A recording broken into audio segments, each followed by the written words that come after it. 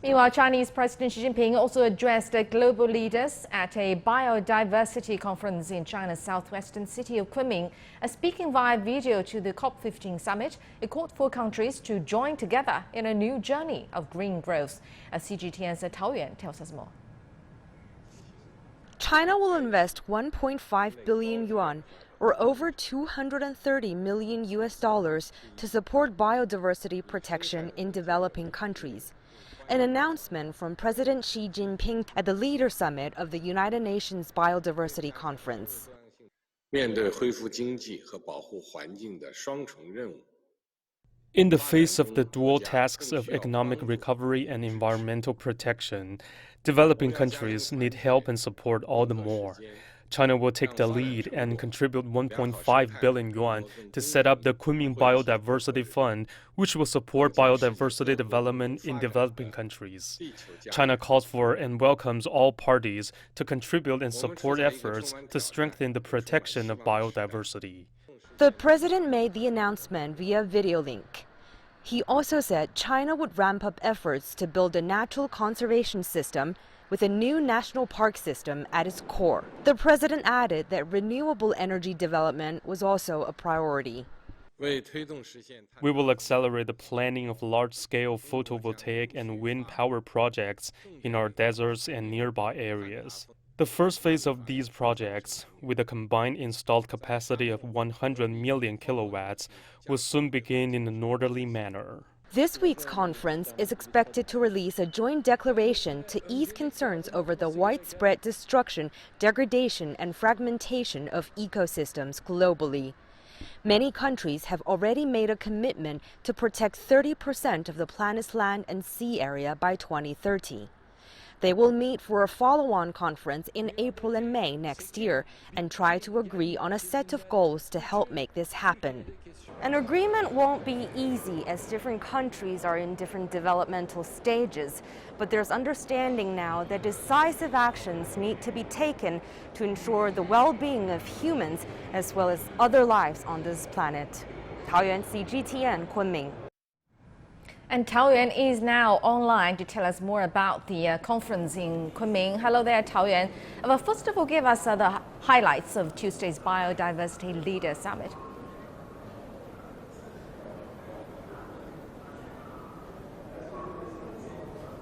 Hi, Doni. You just saw in my earlier package about President Xi Jinping's announcement of a conservation fund, and experts or NGOs are actually calling that, are saying that that's going to kickstart a much-needed conservation fund, especially for developing countries. And they're also calling for other donor countries, especially developed countries, to shoulder more responsibility, because China has identified funding as a major roadblock in nature conservation and also in climate change. And those two have been increasingly in recent years been recognized as the two pieces of the same puzzle, and the solutions are overlapping. Yesterday, the United Nations Secretary General Antonio Guterres also made a keynote speech via video link at the Leaders Summit, and he echoed the growing calls to link climate change and biodiversity conservation together. Let's take a listen. An ambitious and effective post-2020 global biodiversity framework with clear targets and benchmarks can put nature and people back on track. This framework should work in synergy with the Paris Agreement on climate change and other multilateral agreements on forests, desertification, and oceans.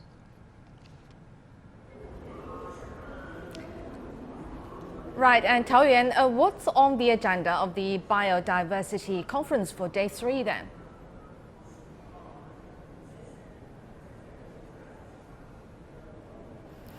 Well, Dong, the most important agenda for today is, of course, you saw in my earlier report, the Kunming declarations. So all parties at the conference is going to make a joint declaration. And you saw in my earlier reporting, we saw in the UN Biodiversity Conference official website some of the key points, a draft of the declaration, some of the key points. One is building ecological civilization, which is a notion put forth by the Chinese Chinese President Xi Jinping to include human into the construction of the ecosystem, recognizing human as part of the natural world and not separating from it.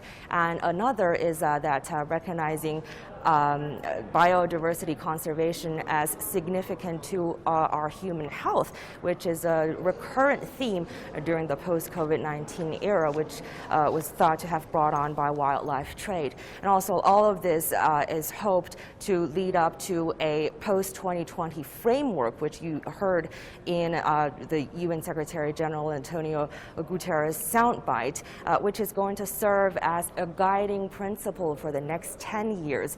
And specific targets are going to set in that post-2020 framework as to how much forest, wetland, water, and other wild area that the human society as a whole is going to restore in the next 10 years, how many wild species that we're going to remove from the endangered species list, and how many more people in the world that we're going to ensure have access to clean water and air.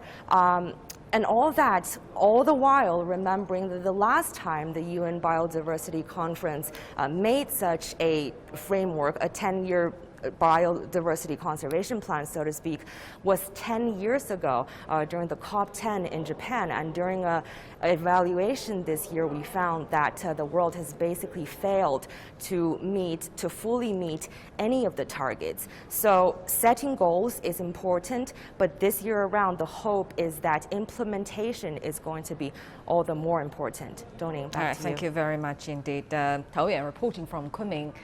And now to discuss more into this, we're now joined by Mr. Zhu Chunquan. He's the head of China Nature Initiatives and Tropical Forest Alliance at the World Economic Forum in Beijing.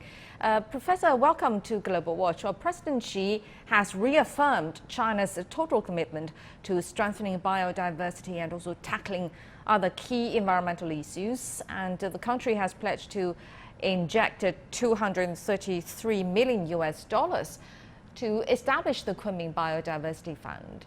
Which programs do you think are in the most need of financial support? Thanks, Dongning. Hello, everyone. Yesterday afternoon, it was with a great honor and very excited to listen to President Xi Jinping's keynote speech in Kunming. So the announcement for over $230 million to create the Kunming Biodiversity Fund, that was very exciting and encouraging for facilitate, support, develop a post-2020 global biodiversity framework and the following implementation. So the Kunming Biodiversity Fund also would like to really focus on the priority for biodiversity conservation and sustainable use in the developing countries, to focus on the indigenous people and the local communities, how to enhance, use their traditional knowledge and culture, how to sustainable use of the biodiversity and in a fair and equitable way, and also to build the capacity for monitoring and reporting the progress of implementing of the global biodiversity framework. I believe this fund really, as the seed fund, to give to teaching, introduce how to fishing and not only give a fish. I said in the future, how to build the capacity of the developing country, especially for the local community, is very critical. Right, so cooperation between developed and developing countries are very important, and that's what most of the participating world leaders at the conference are calling for. They are calling for joint efforts are needed. So some called for financial resources and technology transfer, while others stressed financing in exchange for concentrated effort on conservation. What do you think are the priorities for cooperation then? Okay. The priority for cooperation, it is really to facilitate the world, specifically for the developed countries, to get a better understanding, recognize the value of biodiversity, and also conserving the biodiversity within their current capacity and not over exploitation of the biological resources and in a sustainable way, and also to access and share the benefit of the genetic resources, and how to strengthening the local capacity and also introduce the new technology innovation to support of the effective protection of the biodiversity and also sustainable use of the biodiversity in the world. I think this is the top priority, and the turning point in the world is really to recognize the value and also to establish local and central government accounting system to allow the decision makers, the different economic sectors, and also the general public understand the value of protect and sustainable use of biodiversity.